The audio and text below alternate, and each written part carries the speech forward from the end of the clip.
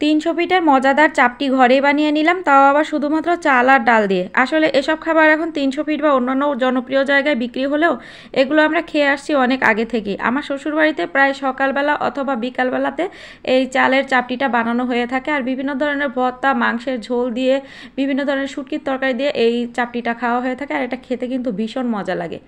একটা বোলে 2 কাপ নিয়ে নিচ্ছি আতপ চাল। আমরা যে চালটা দিয়ে মূলত পিঠা বানাই খাই এটা সেই চালই। হাফ কাপ দিয়ে দিচ্ছি মুসুরির ডাল। ভাতের চাল না দিয়ে যদি আতপ চাল দিয়ে এই চাপটিটা বানানো হয় সেক্ষেত্রে এটা অনেক মচমচে হয়, আর চাপটি কিন্তু মচমচে খেতেই ভালো লাগে। এবার পর্যাপ্ত পরিমাণে পানি দিয়ে এই চাল ডালটা কষলে কষলে খুব ভালো করে ধুয়ে নিতে হবে, যতক্ষণ না পর্যন্ত এর ভেতর থেকে সাদা পানিটা পরিষ্কার হয়ে যায়। এবারে পরিমাণ মতো পানি দিয়ে এই চাল ডালটা আমি 1 ঘন্টার মতো ভিজিয়ে রাখবো, এতে করে চাল ডাল খুব ভালোভাবে ভিজা যাবে। তো ফিরে এলাম 1 ঘন্টা পরে। এই পর্যায়ে চাল ডাল খুব ভালো করে ভিজে গিয়েছে। এবারে এই চাল ডালগুলো আমি একটা গ্রাইন্ডারে জগে নিয়ে নিচ্ছি, তবে আপনারা চাইলে কিন্তু এটা শিলপাটাতেও বেটে নিতে পারবেন। দুটো দিয়ে দিচ্ছি কাঁচামরিচ, একটা রসুনের সবগুলো কোয়া, আর 1 ইঞ্চি পরিমাণ দিয়ে দিচ্ছি আদা। এখানে মাঝারি সাইজের একটা পেঁয়াজ কুচি করে দিয়েছি। 7 থেকে 8টা বিলাতি ধনিয়া পাতা এভাবে কুচি করে নিয়েছি, তবে আপনাদের কাছে যদি দেশি ধনিয়া পাতাটা থাকে সেটাও ব্যবহার করতে পারবেন।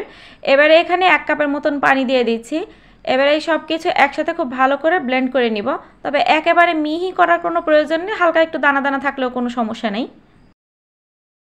চাল ডালের এই পেস্টটা এবার একটা বোলে আমি ঢেলে নিচ্ছি, তবে আপনারা চাইলে কিন্তু শুধু চালের সাথে লবণ মিক্সড করে সেটা বেটেও তা দিয়েও চাপটি বানিয়ে নিতে পারেন। এবার এখানে স্বাদ মতো দিয়ে দিচ্ছি লবণ, হাফ চা চামচ হলুদের গুঁড়া, আর হাফ চা চামচ দিয়ে দিচ্ছি কালো জিরা।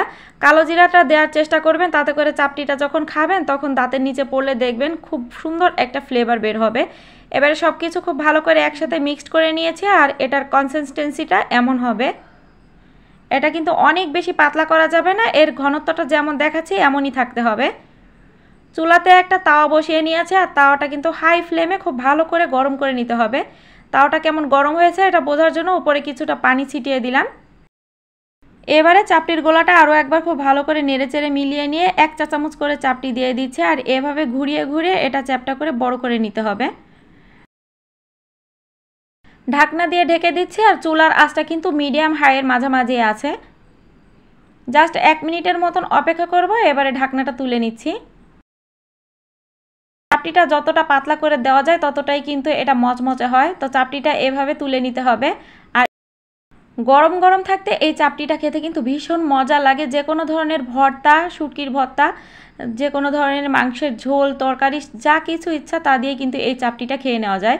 তো দ্বিতীয়বার চাপটিটা দেওয়ার আগে তাওয়াটা খুব ভালো করে মুছে নিতে হবে, তা না হলে এর পোড়াটা কিন্তু এই চাপটির সাথে উঠে আসবে।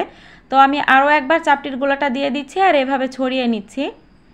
চাপটির গোলাটা যতটা পাতলা সম্ভব ততটা পাতলা দিলে কিন্তু এটা বেশ মচমচা হয়।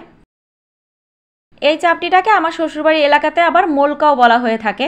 আপনাদের এলাকাতে এটা কী নামে পরিচিত আমাকে কমেন্টস করে জানাতে পারেন। চুলার তাপটা যেহেতু সব জায়গায় একই রকম লাগে না, এর জন্য তাওটা আমি একটু ঘুরিয়ে দিচ্ছি যাতে সব জায়গাতে তাপটা সমানভাবে লাগতে পারে। আসলে যে কোনো খাবার খাওয়ার ছোটোবেলা থেকে অভ্যাস থাকা লাগে। অনেক খাবার আছে যেগুলো ছোটোবেলা থেকে খাওয়ার অভ্যাস না থাকলে এগুলো খেতে প্রথম প্রথম ভালো লাগে না। তো এই চাপটিটা আমার কাছেও প্রথম প্রথম ভালো লাগতো না, পরে যখন আমি এখানে থেকে এদের সাথে খাওয়া দাওয়া শিখে গেলাম তখন আমার কাছে এই চাপটিটা খেতে ভীষণ মজা লাগে। তো আমাদের বাড়িতে প্রায় এই চাপটিটা সকালের নাস্তা হিসেবে বানানো হয়ে থাকে। চাপটিটা কতটা মচমচা হয়েছে সেটা আপনারা হয়তো দেখেই বুঝতে পারতেছেন, আর অবশ্যই বাসাতে একবার ট্রাই করে দেখবেন, আশা করি আপনাদের কাছে ভালো লাগবে। চাপটিটা মূলত বিভিন্ন ধরনের ভর্তা দিয়ে খেতেই বেশি মজা হয়। তো আমি এখানে পটলের খোসার ভর্তা বানিয়েছিলাম, সেই পটলের খোসার ভর্তাটা দিয়ে চাপটিটা খেয়ে নিচ্ছি। আর এই ভর্তার রেসিপিটাই আমি অলরেডি আপনাদের সাথে শেয়ার করেছি, আপনারা চাইলে চেক করে নিতে পারেন। তো রেসিপিটি যদি একটুও ভালো লেগে থাকে প্লিজ লাইক, কমেন্ট, শেয়ার করতে ভুলবেন না। আর আপনি কোন এলাকা থেকে রেসিপিটি দেখতেছেন চাইলে কমেন্ট সেকশনে জানাতে পারেন, যাতে আপনাকে ধন্যবাদ জানাতে পারি। দেখা হচ্ছে নেক্সট কোনো রেসিপি নিয়ে, ততক্ষণ সবাই ভালো থাকবেন, সবাই সবার জন্য দোয়া করবেন। আজকের মতন বিদায় নিচ্ছি, টাটা, বাই বাই।